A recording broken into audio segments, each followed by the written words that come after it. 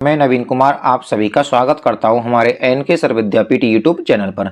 देखिए बच्चों, board exam 2024 में जो भी बच्चे क्लास 12th में बायोलॉजी का पेपर देने वाले हैं, भी बच्चे 2024 बोर्ड एग्जाम में बायोलॉजी का पेपर देने वाले हैं, तो उसके लिए यह मोस्ट इंपॉर्टेंट क्वेश्चन हो जाता है बच्चों। क्योंकि मैं इसमें आपको पुष्प की संरचना के बारे में बताने वाला हूं कि पुष्प में स्त्री केसर क्या होता है, पुंकेसर क्या होता है। अर्थात बच्चों, इसमें स्त्री जनन वाला कौन सा भाग होता है और नर जनन वाला कौन सा भाग होता है। तो देखिए दोस्तों, ये हमारा क्या है, एक पुष्प है, ये गुड़हल का पुष्प है बच्चों। किसका पुष्प है? ये हमारा गुड़हल का पुष्प है, क्योंकि यह द्विलिंगी पुष्प होता है। हमारा क्या होता है? द्विलिंगी पुष्प होता है, क्योंकि इसमें स्त्री केसर और यानी कि मादा जनन तंत्र और पुंकेसर यानी कि इस पुरुष जनन तंत्र दोनों उपस्थित होते हैं बच्चों। देखिए इसमें आपको जो ये संरचना दिख रही है, ये तो होती है बच्चों हमारी पुरुष वाली, यानी कि एक तरह से खोल सकते हैं नर जनन तंत्र का। और जो ये वाली संरचना दिख रही है हमारी, ये होती है हमारी मादा जनन तंत्र की एक तरह से।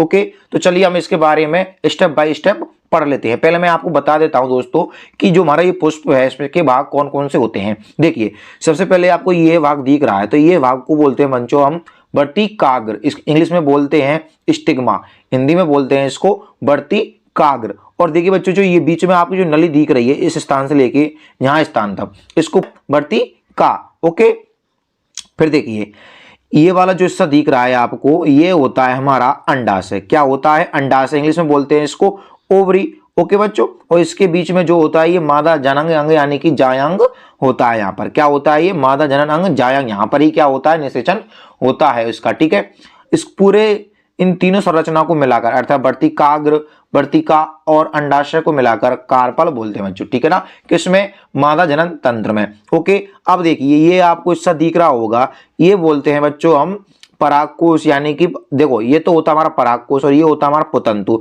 यानी कि पुंकेसर हो जाता है। ये हमारा क्या होता है बच्चों? पुंकेसर हो जाता है। देखिए इधर एंथर यानी कि परागकण, फिलामेंट यानी कि पुतंतु होता है, और इसको बोलते हैं स्टेमेन यानी कि पुंकेसर। ओके, और देखिए बच्चों, अब मैं आपको बता देता हूं इसमें नर जनन तंत्र के अलग भाग। देखिए आपको दिखाई दे देगा कि ये वाला क्या है। देखो जो हमारा ये वाला भाग था, कौन सा? ये वाला। मैंने इसको यहां से अलग करके, तो इस प्रकार से इसकी संरचना बनती है। देखो बच्चों, पहले इसकी संरचना इस प्रकार से बनती है, अगर हम इसको यहां से काट देते हैं तो यह इस प्रकार की संरचना बन जाएगी। फिर ठीक है दोस्तों, फिर देखिए अगर हम इसको भी अगर बाहर निकालें तो इसकी संरचना इस प्रकार से बनेगी, और फिर इसकी डीपली जाते हैं तो फिर इस प्रकार से बनती है, और डीपली जाते हैं तो इस प्रकार से बनती है। तो चलिए इसको हम पढ़ना स्टार्ट करते हैं बच्चों। देखिए सबसे पहली बात, बच्चों सबसे पहली बात, पुंकेसर, लघु बीजाणु तथा परागकण। इससे आपकी 3 क्वेश्चन कंप्लीट हो जाएंगे बच्चों। कौन कौन से? एक तो हो जाएगा आपका पुंकेसर, लघु बीजाणु तथा परागकण, यानी 3 चीज इससे आपके कंप्लीट हो जाएंगे। देखिए बच्चों, सबसे पहली बात आती है पुंकेसर की, कि पुंकेसर क्या होता है। इसके 2 भाग, पहला पुतंतु तथा दूसरा परागकोश होता है। अर्थात मैंने बच्चों आपको बताया है, देखिए चित्र में ये क्या है हमारा, एक पुंकेसर है बच्चों। पूरा की पूरा क्या है हमारा?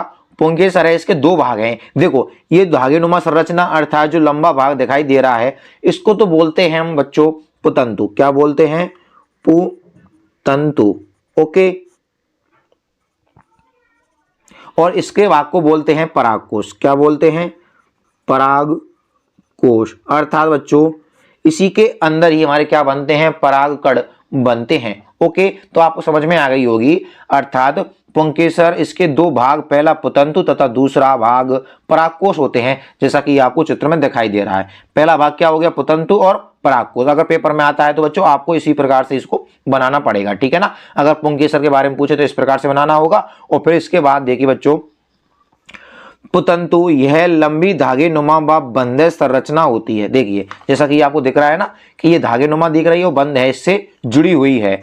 इसका एक सिरा पुष्पासन से तथा दूसरा सिरा परागकोश से जुड़ा होता है। देखिए इसमें देखिए बच्चों, आपको यहाँ पर अच्छी तरह से दिखाई दे जाएगा कि एक सिरा तो बच्चों यहाँ पुष्पासन है हमारा, उससे जुड़ा हुआ है। ओके, और एक सिरा यानी कि इससे किससे? परागकोश से जुड़ा होता है। तो यही बात हो जाती है बच्चों, इसमें यह लंबी धागे नुमा व बंधे संरचना होती है। इसका एक सिरा पुष्पासन से तथा दूसरा सिरा परागकोश से जुड़ा रहता है। ओके, चलिए आगे देखते हैं बच्चों। अब हम देखिए आता है हमारा परागकोश यानी कि एंथर, यह पुंकेसर के शीर्ष पर पाई जाने वाली जननक्षम गुंडीनुमा संरचना है। देखिए चित्र में ध्यान से दिखा देता हूं मैं आपको। देखिए ये क्या है, हमारा पुंकेसर है कि नहीं है, पुंकेसर है तो इसके शीर्ष पर, ये पूरा हमारा पूरा पुंकेसर है बच्चों, तो इसके शीर्ष पर यानी कि हेड पर क्या पाई जाती है, एक जननक्षम गुंडीनुमा संरचना पाई गई है। ये क्या है, हमारी गुंडीनुमा बननी कि नहीं बनी है, तो यही क्या है, हमारा इसका परागकोश है।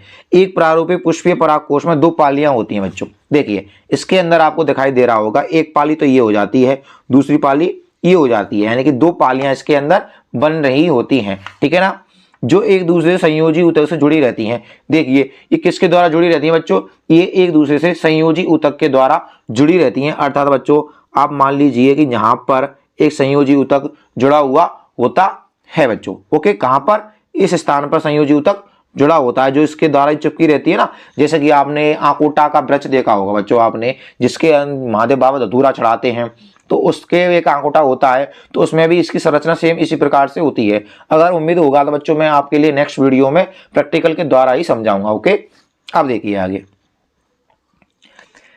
जिन्हें परागपाली या एंथर रूप कहते हैं। ओके, फिर आगे देखिए बच्चों, प्रत्येक परागपाली में 2 कोष्ठ होते हैं, अर्थात इनको द्विकोष्ठी कहते हैं। देखिए एक कोष्ठ ये हो गया और एक कोष्ठ हमारा ये हो गया, ठीक है ना, यानी परागपाली हो गए तो 2 कोष्ठ हो गए कि नहीं हो गए, जिन्हें लघु बीजाणुधानी या परागधानी कहते हैं। इस तरह एक परागकोश में 4 लघु बीजाणुधानी पाई जाती हैं बच्चों। क्या पाई जाती हैं, इसके अंदर 4 लघु बीजाणुधानी पाई जाती हैं। देखिए इसको आप में इसमें अच्छी तरह से समझ में आ जाएगा। देखिए एक परागधानी में एक ये हो गया, एक ये हो गया, तो देखिए कोष्ठ तो 2 ही है बच्चों, ठीक है ना, एक कोष्ठ और 2 कोष्ठ, परंतु इसके अंदर क्या है, एक इधर है, एक इधर है, एक इधर है, एक इधर है, तो कितने हो गए, 4 लघु बीजाणुधानी बनी कि नहीं बनी बच्चों इसमें।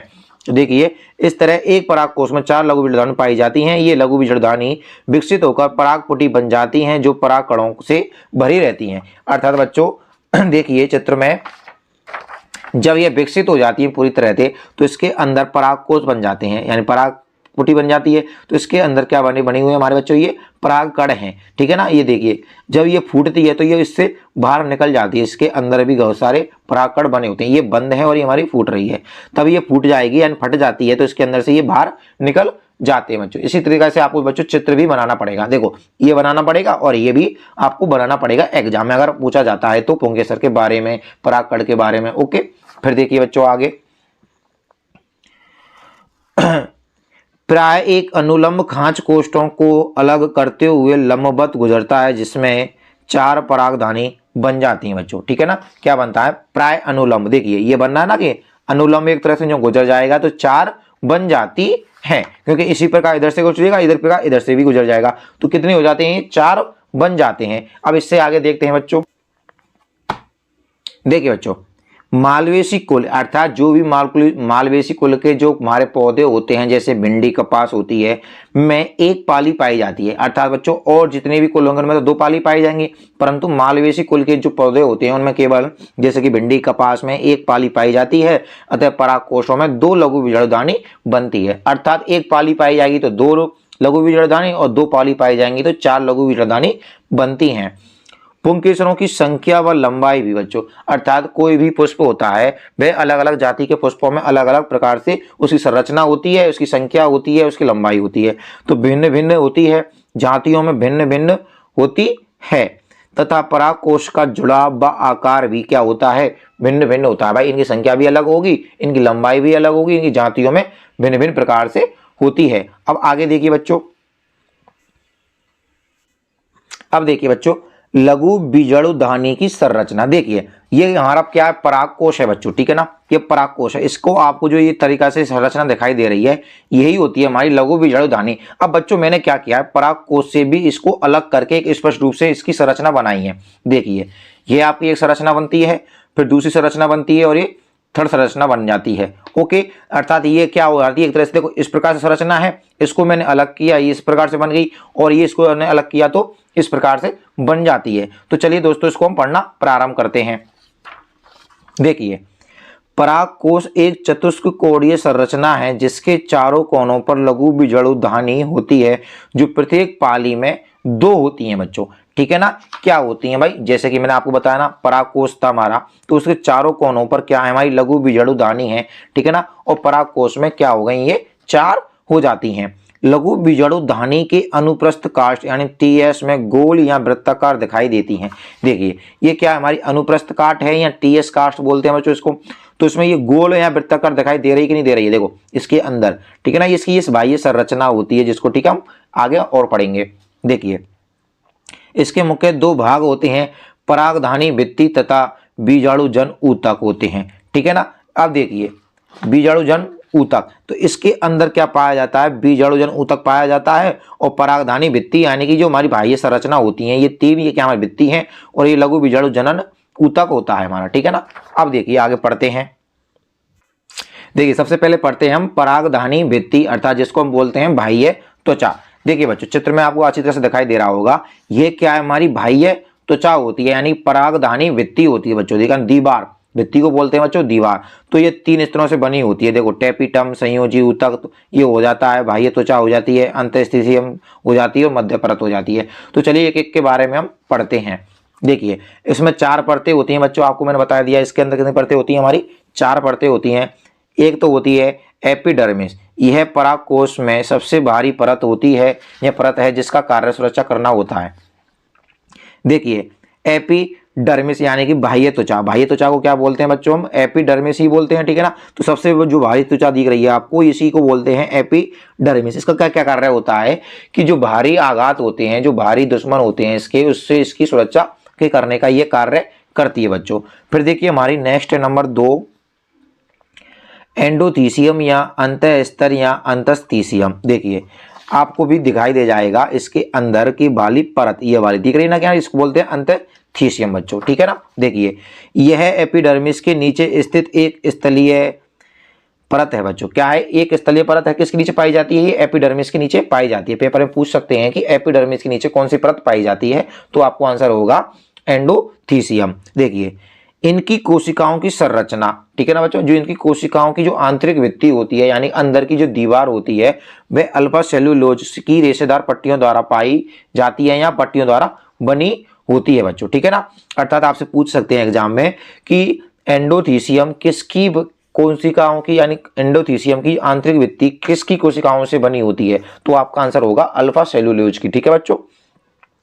यह परागकोश स्फुटन में मदद करती है, अर्थात बच्चों जब परागकण हमारे क्या होते हैं, फूट यानी कि स्फुटन, परागकण यानी कि परागकोशों का, अर्थात जो हमारा इसका परागकोश होता है भाई, जो कि कच्छक होते हैं एक तरह से, उनके फूटने में या फटने में मदद करती है, परागकणों को मुक्त करती है, ठीक है ना। मदद कर पराग, या इसके अंदर क्या बच्चों, जैसे कि मैंने आपको बताया ना इस वाले में, देखिए इसके अंदर क्या भरे हुए, हमारे परागकोश भरे हुए हैं, तो इसको फूटकर परागकोशों को मुक्त करने का कार्य करती है बच्चों। ओके, फिर देखिए आगे, तो देखिए बच्चों नंबर 3 होती है मध्य स्तर। देखिए यह 1 से 3 परतों की पतली भित्ति वाली कोशिकाओं की बनी होती है बच्चों। कितनी पतली कोशिकाओं की बनी होती है बच्चों, देखिए इसके अंदर 1 से 3 परतें पाई जाती हैं। कितनी पाई जाती हैं, 1 से 3 परतें पाई जाती हैं, पतली भित्ति वाली कोशिकाओं की बनी होती है। ये परागकोश परिपक्व होने पर नष्ट हो जाती हैं, अर्थात जब पूरी तरह से परागकोश बन जाता है, यानी कि अपनी चरम सीमा पर पहुंच जाता है, एक तरह से बोलते हैं ना फल पकना, तो परागकोश भी एक तरह से पक जाता है, परिपक्व हो जाता है, तब यह नष्ट हो जाती है बच्चों। कौन सी, मध्य स्तर। आपको याद रखना पड़ेगा बच्चों, पेपर में कई बार पूछी गई है। ओके, देखिए तथा बीजाणुजन ऊतक को पोषण प्रदान करती है। कई बार पूछा जा चुका है बच्चों कि जो बीजाणुजन ऊतक है इसको पोषण किससे प्राप्त होता है, तो आपका आंसर होगा हमारा मध्य स्तर से प्राप्त होता है। ओके, अब आगे चलते हैं नंबर 4 पर।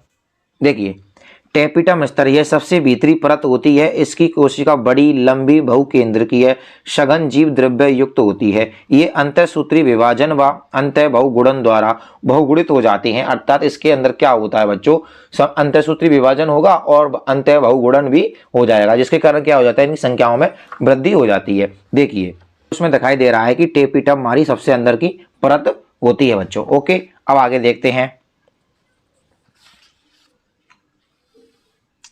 यह विकासशील परागकणों को, अर्थात जिसके अंदर क्या होता है, जो हमारे परागकण होते हैं बच्चों, क्या होते हैं, जो हमारे परागकण होते हैं जिनका क्या हो रहा है, विकास हो रहा होता है, अर्थात यह विकासशील परागकणों को पोषण देती है तथा स्पोरोपोलोलिन स्रावित करती है। अर्थात आपसे पूछ सकते हैं कि परागकोशों की जो हमारे परागकण होते हैं उसकी बाहरी त्वचा किससे बनी होती है, स्पोरोपोलिनगी बनी होती है, जिसके कारण क्या होता है ये लंबे समय तक जीवित रहते हैं बच्चों। ठीक है ना, ये वाला आपका इंपॉर्टेंट लाइन है बच्चों, तो इसको आपको याद करना पड़ेगा कि स्पोरोपोलिन के द्वारा क्या बने होते हैं, ये परागकण हमारे बने रहते हैं।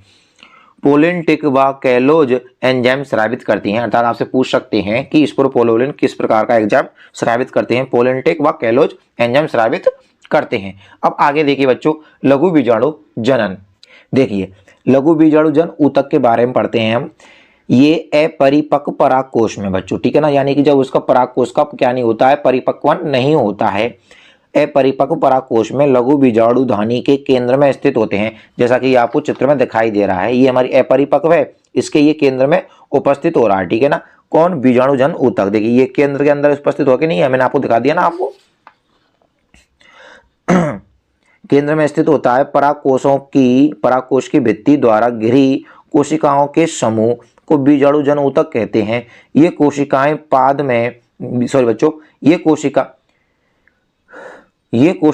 बाद में लघु बीजाणु मात्र कोशिका 2n का कार्य करती हैं बच्चों। ओके ना, किसका कार्य करती हैं, 2n यानी मात्र कोशिका का कार्य करती हैं, जो अर्धसूत्री विभाजन द्वारा 4 लघु बीजाणु बनाते हैं। क्या बनाते हैं, 4 लघु बीजाणु बनाते हैं। और देखिए बच्चों, इससे अगर पूछ ले कि संयोजी ऊतक कहाँ है हमारा, तो ये हमारा क्या होता है, संयोजी ऊतक होता है। जैसा कि आपको बच्चों ये चित्र में दिखाई दे रहा होगा, ये हमारी बाह्य त्वचा हो जाती है, अंतःतीसीयम परत हो जाती है, ये मध्य स्तर हो जाता है। तो ये अलग अलग इसकी क्या बच्चों हमारी संरचना होती है। अगर आपसे कुछ भी पूछ सकता है, देखिए ये है हमारी परिपक्व परागकोश की अनुप्रस्थ काट, और ये है हमारी लघु बीजाणु दानी का विस्तृत परिद्रव्य दृश्य, और ये होता है हमारा स्फुटित परागकोश। तो आपसे बच्चों पूछ सकता है कि स्फुटित परागकोश का चित्र बनाइए, या लघु बीजाणु दानी का विस्तृत परिदृश्य का चित्र बनाइए, या परिपक्व परागकोश की अनुप्रस्थ काट का चित्र बनाइए। तो बच्चों आपको इसी प्रकार से चित्र बना देना है। देखिए आपको तीनों नहीं बनाने हैं, आपसे जो पूछे उसी का चित्र बनाना। अगर आपसे इसका पूछेगा तो वो आपको ये बनाना है,